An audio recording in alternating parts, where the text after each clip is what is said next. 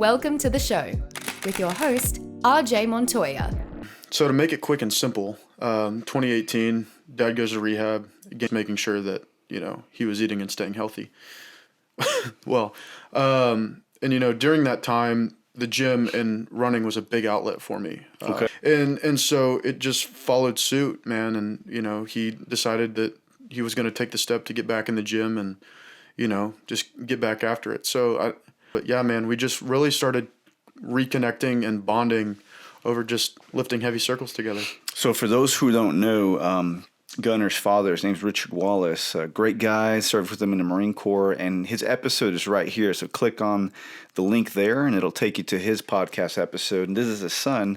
So we're kind of getting an interesting perspective on your perspective as a child growing up with someone who was dealing with substance abuse. Mm-hmm. And so that led you to your now athletic career and what you're doing on Instagram and motivating others.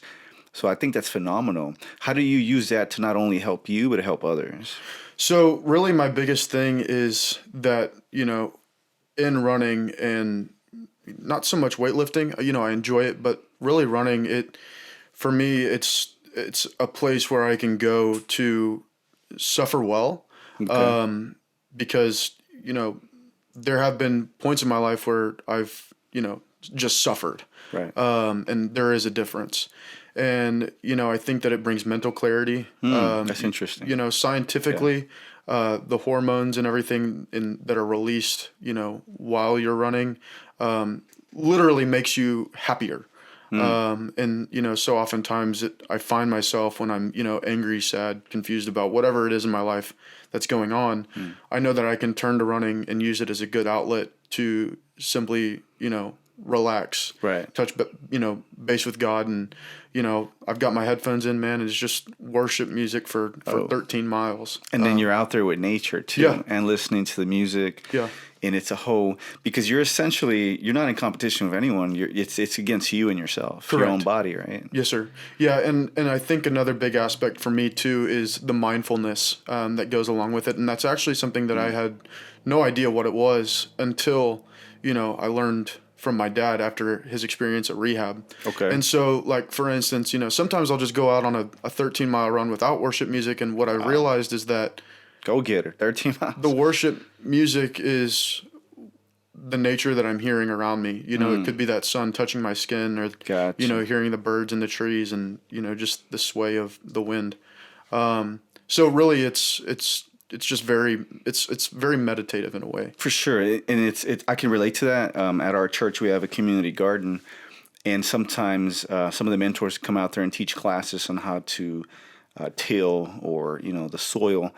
I take a Bluetooth speaker, and I'm always blaring Christian music, right? Mm-hmm. And he was just like, he said the same thing you did. He said the nature is my soundtrack, just the bugs and the birds chirping and all that. So that's very relatable. When did you know that was, I guess, therapy for you? So I guess there's kind of two stages to it, right? When I was younger, I ran purely out of, anger, okay. But, anger and emotions and whatnot. And what I realized that I just felt better after I ran. Gotcha. And that was basically it. That, that just made me feel better. Okay. It wasn't up until really recently, I would probably say my first marathon that I really realized that suffering well for me was something that helped me so much mentally. Explain that suffering well, because I think I know where you're going, but for the audience so they can understand that. So, and it's hard to really put into words unless you've done it. Right. But like, for instance, we go through life, right? And there are things that we suffer through without, any of our own doing.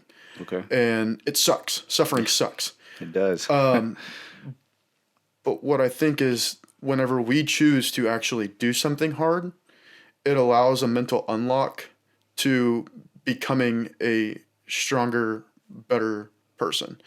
And whenever I say suffer well, I mean you're actually choosing to suffer for the betterment and the well-being I love that. of self. So you do have a control. Yes, sir. Yeah, Gotcha. yeah. It's just controlled suffering, essentially. That is awesome. Jesus suffered too, and as Christians, a lot of people think that we're going to go about and everything's perfect. We're going to get the best looking girlfriend and the new house and a promotion. I'm blessed with that, though. Hey, there you go. It's a good man. You're marrying well, and you're getting married, by the way. Congratulations, man. Next May, yes, sir.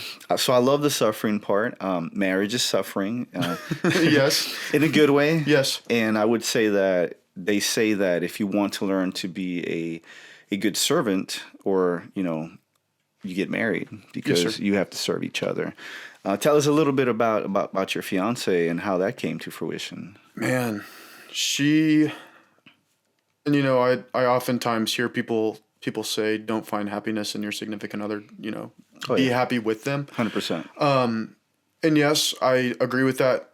To a sense, to a degree. But I also think that her coming into my life has made me an exceptionally better human. Oh, wow. Because there was a point, man, where it was just me, selfishness. Like I didn't care about anyone else, and and that's my sin nature, right? And For sure. And I think that the second that she came into my life, she really opened up that door to, becoming just a better human and sacrificing self for the betterment of someone else. 100%. The Bible says he who finds a wife finds a good thing, and she's a partner. You guys are right there together. And the Bible also says, let no one or anything separate the two. Yes, sir. And there was a point, when I was younger, that self went completely out the window. It was others over myself and others over family, really. Right. And I mean, my family has done a lot of good through Christ. Amen. Yes. And but just for so long, we would always tell people yes, and it was never a no. And what I really started realizing was that it wasn't just draining my parents, but it was also draining for me and my sister. And so there was a point in time where for a while I didn't really, it sounds so terrible, but I didn't really, not necessarily not care about anybody else, but like it was my problems over someone else's. Right. And I think that there is a good balance, There has to be a balance. Yeah, there has to be a There balance has to be a because, balance. Work, life, family. I mean, Right. there's got to be a balance. And so I when she came into my life, she truly helped me find that balance. It's awesome. So, yeah, man. That's super awesome. Ministry's hard. I know you and your family, you guys are big church people. Your parents, your grandfather. Mm-hmm. You've done so much for the kingdom.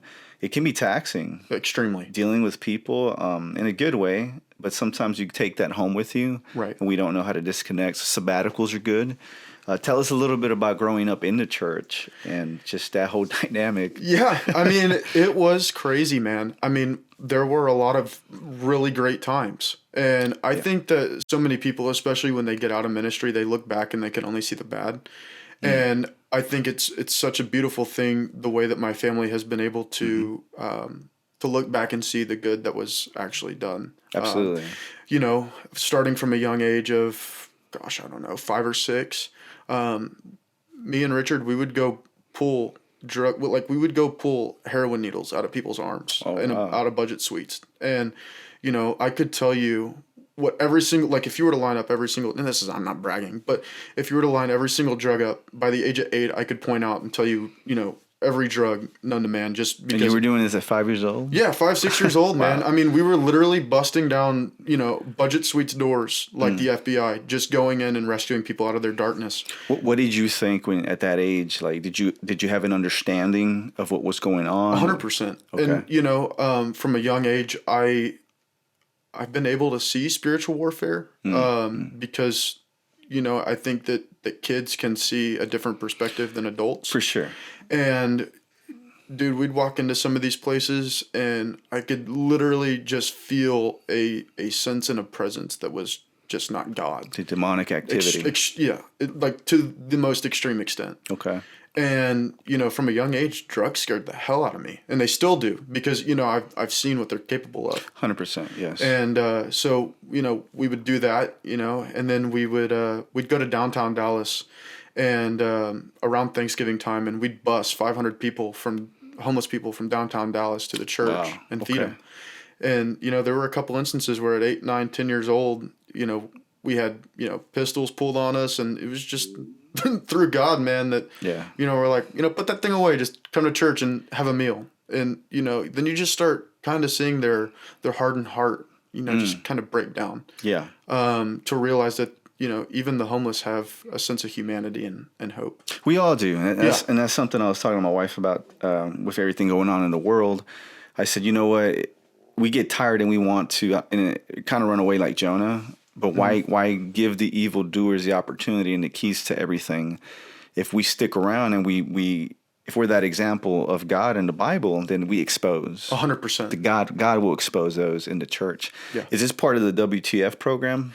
So no, that was actually Reformers Unanimous. WTF is she's since passed away. God Right. bless her. But her son had a heroin overdose. Yes. And so she started going into schools and with teenagers and young kids in middle school. Mm-hmm. And she helped Flower Mound and Coppell and Louisville do some of the biggest drug busts in state history, if I'm correct.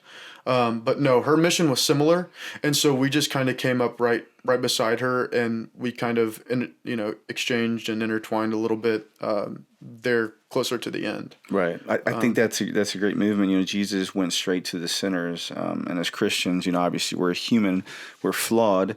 We shouldn't. We can walk with sinners as long as we don't start going backwards, and that's why sabbaticals are good. So tell me a little bit, because Richard went through this, and you grew up with that scenario, and I know you said you were angry. That led you to the father and son that you have today. How was it seeing Richard when he was dealing with the substance abuse? Kind of like everyone else that I had seen growing up. Okay. The only key difference was that it was my father. Right. So, there was a little bit more hopelessness that I had kind of felt, because it had just seemed like for years this man literally couldn't have been brought down. Right. And then all of a sudden it's just like everything was just stripped away. And I think that was really the hardest part for me was the sadness that I had felt because of it. Right. That had turned into not necessarily angry with him, but more, angry with God, wondering why, such a strong leader for these people, why he would allow him to stoop down. Right. Like why is he stuck in that bondage when he's trying to save or help so many people? Right. What conclusion did you come to? Man, the only way that I could get past really more the rage than the anger and the sadness was just letting go and letting God. And, you see those little signs on Pinterest or, in a suburban white neighborhood home or something, man.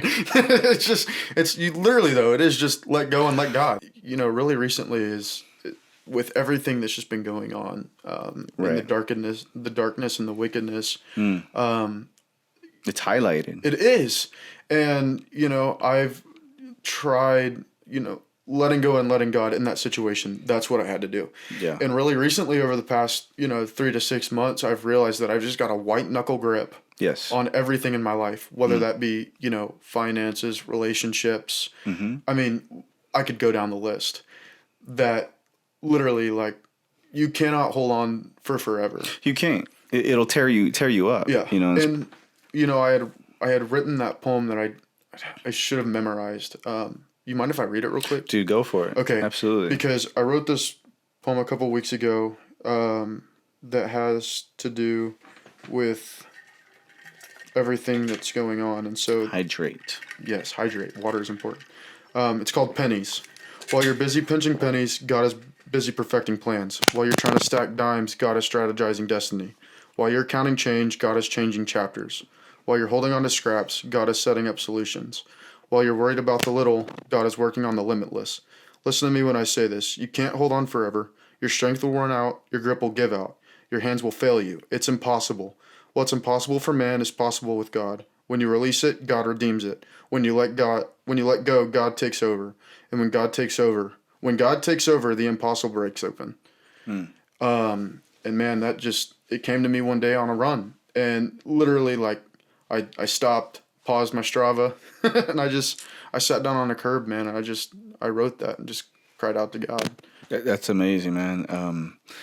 Very powerful, and you should put that somewhere. We'll definitely use it in this video and for promotion and stuff, but God speaks to us in different ways, doesn't he? He does. Yeah. It's quite interesting. Very, very interesting. So, for those that don't know, the episode of Richard is online, and obviously he fought the hard fight, and he's still here, and he's sober, and he's doing great, and he's still serving and stuff.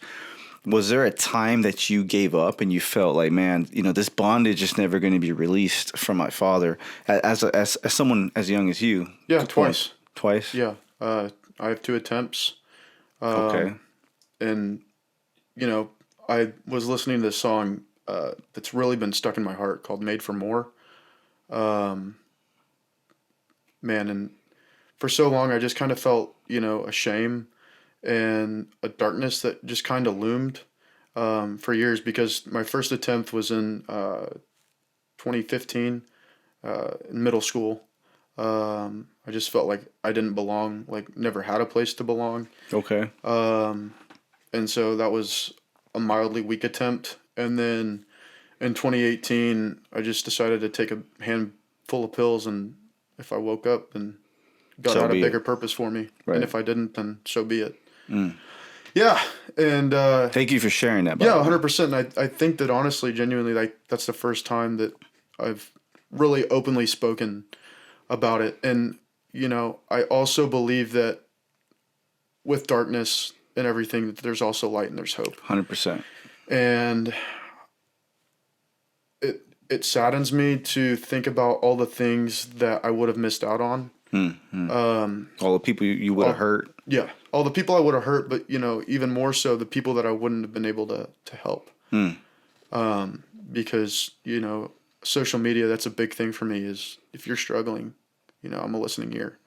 Absolutely. And, so that actually, I don't know if you mind me talking about this, but that leads me into my next thing. This is what the podcast is for, to be transparent and to help others. So yeah, go for it, man. So my next race is the BPN Survive the Night 50-mile ultra. Okay, wow.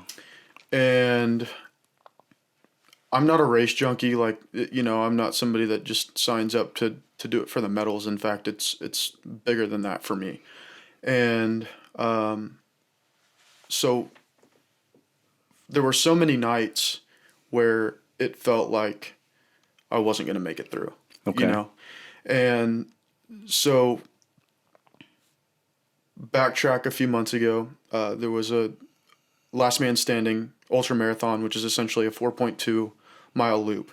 And it starts every hour on the hour until there's one last man standing. Oh, wow. And so how many people? So I think it was 135 that started out. Oh, wow. It's huge. Yeah. Okay. Well, and they drop out. So you might have somebody that runs 22 miles and they're like, they can't do it anymore. Right. The body gives out. Yeah. Yeah. And that's the other thing about ultras, man, is like, you can train so hard and get to the race and feel really good. And, you might feel like you can run 100 miles and then you only end up doing 30. That's crazy. And you can't figure out, like what went wrong. And you train and prepare for it. It's almost like getting ready for a big fight. Oh, yeah. No, 100%. That's exactly what it's like. And that's kind of what I'm going through right now. So I signed up for that race. Didn't really think that I was going to get a slot. I think there were 2,000 people that entered the lottery. 135 got selected. Okay. Wasn't upset about it. A buddy of mine who is also fighting the good fight, his brother passed away of suicide. His name is Dalton Mullen. He's been a really great friend to me. And he was like, dude, like I got selected. I want you out here to support me. Cool, great. Went out there, supported him. And man, it was just like, it was a really awesome experience.